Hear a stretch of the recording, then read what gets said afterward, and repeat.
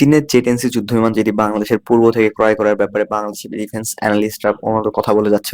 এই এই জেট-এনসি এবং জেফ-17 পাকিস্তানের যে যুদ্ধবিমান রয়েছে, এই দুটির মধ্যে জেট-এনসি চীন থেকে পুরোপুরিভাবে তৈরি হয়। তাই এক্ষেত্রে এই দুটির মধ্যে জেট-এনসি বাংলাদেশের জন্য অনেকটাই বেটার হবে বলে আশা করা যায়। যেহেতু বর্তমান সময়ে জেট-এনসির একটি বড় কিল রেকর্ড রয়েছে, রাফালের মতো একটি যুদ্ধবিমানকে ঘায়েল করা বা একটি কিল করার মতো বড় রেকর্ড থাকার কারণে জেট-এনসির বর্তমানে আসলে শেয়ার মূল্য 20% পর্যন্ত বৃদ্ধি পেয়েছে। বর্তমান সময়ে বাংলাদেশকে অবশ্যই এই জিনিসটা কনসিডার করা উচিত যে জেট-এনসি যুদ্ধবিমান যেকোনো মূল্যে বাংলাদেশ ক্রয় করতে হবে, যাতে করে বাংলাদেশের যে ডিফেন্স খাতে বা বাংলাদেশের যে এয়ারফোর্সের সবচেয়ে বড় ঘাটতি রয়েছে, একটি ব্যাকবোন যুদ্ধবিমান দরকার। এই জিনিসটি বাংলাদেশ বর্তমান সময়ে জেট-এনসির মাধ্যমে সবচেয়ে দ্রুত পূরণ করতে পারবে। জেট-এনসির আরেকটি ব্যাপার হচ্ছে এটি PL-15 মিসাইল বহন করতে পারে, যেটির এক্সপোর্ট ভার্সন যেটি রয়েছে তার রেঞ্জ 200 কিলোমিটার বা 150 কিলোমিটার হইলেও অন্যদিকে যেটি অরিজিনাল PL-15 মিসাইল যেটি চীন এক্সপোর্ট করে না, এটি যদি বাংলাদেশ কোনোভাবে এই জেট-এনসি ফাইটার জেটের সাথে অন্তর্ভুক্ত করে বাংলাদেশে নিয়ে আসতে পারে, তাহলে এটির রেঞ্জ হবে প্রায় 300 কিলোমিটারের মতো। তো এক্ষেত্রে বাংলাদেশ পুরোপুরিভাবে বলতে গেলে যে এমন একটি বড় ক্যাপাবিলিটি অর্জন করতে পারবে, যার মাধ্যমে প্রতিবেশী অন্যান্য দেশ বাংলাদেশকে ভয় করে যায়। একটি এয়ার টু এয়ার মিসাইল যার রেঞ্জ 300 কিলোমিটার, তা যদি বাংলাদেশ ইন্টিগ্রেট করতে পারে, তাহলে বর্তমান সময় বাংলাদেশ এয়ার ক্যাপাবিলিটিতে একটা ল্যান্ডমার্ক অ্যাচিভ করতে সক্ষম হবে।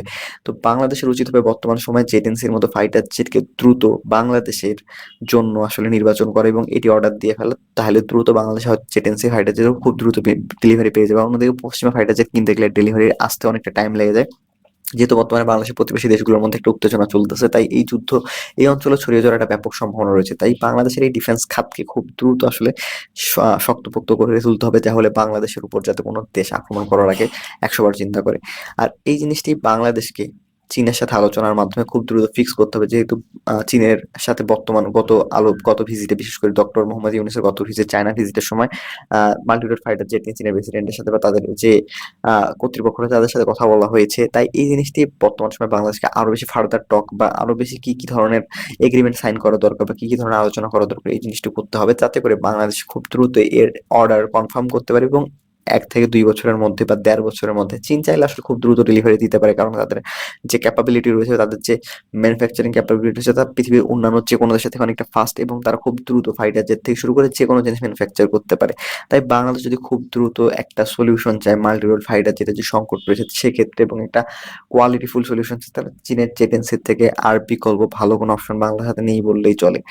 যেহেতু চীন বাংলাদেশের উপর তেমন বড় কোনো শর্ত দিবে না, তাই আমেরিকার ফাইটার জেট বা ফ্রান্সের ফাইটার জেট বা বিভিন্ন ধরনের ফাইটার জেট ক্রয় করে যে ধরনের শর্ত থাকে, যেমন বর্তমান সময়ে ভারত যখন রাফায়েল নিয়ে পাকিস্তানে হামলা করতে যায়, তার পূর্বে পাকিস্তানের হামলা করার পূর্বেই ভারত মূলত ফ্রান্সের কাছ থেকে তাদের যে ডাটা লিঙ্ক সিস্টেম রয়েছে, এই ডাটা লিঙ্ক সিস্টেমের সোর্স কোড চেয়েছিল।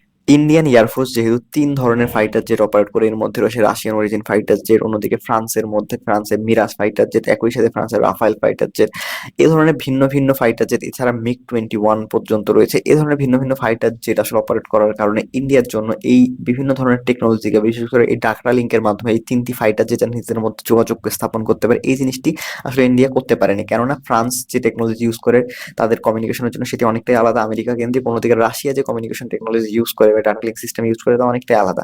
তাই সোর্স কোড ছাড়া আসলে এই দুইটি ফাইটার জেট নিজেদের মধ্যে যোগাযোগ করা অনেকটাই কঠিন হয়ে যায়।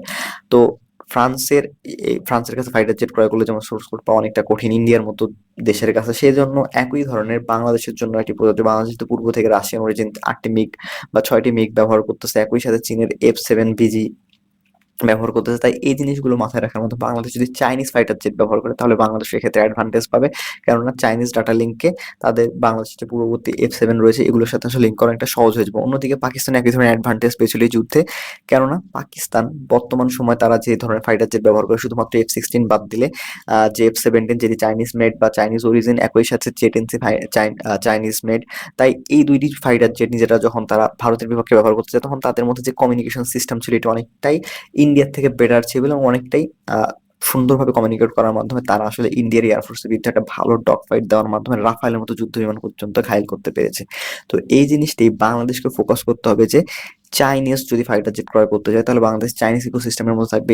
এই জন্য বাংলাদেশকে অবশ্যই চাইনিজ এয়ার ডিফেন্স সিস্টেমও ক্রয় করতে হবে। একই সাথে চাইনিজ ফাইটার জেট ক্রয় করে ফেললে চাইনিজ যে ডাটা লিঙ্ক সিস্টেম রয়েছে তা একই সাথে এয়ারক্রাফট এবং যে এয়ার ডিফেন্স সিস্টেম রয়েছে এই দুটির মধ্যে ইন্টিগ্রেট করা যাবে। এতে করে বাংলাদেশের এয়ার ডিফেন্স ভুল করে আসলে বাংলাদেশের নিজস্ব বিমানকেই ঘায়েল করবে না বা নিজস্ব বিমানকেই আসলে শুট ডাউন করবে না।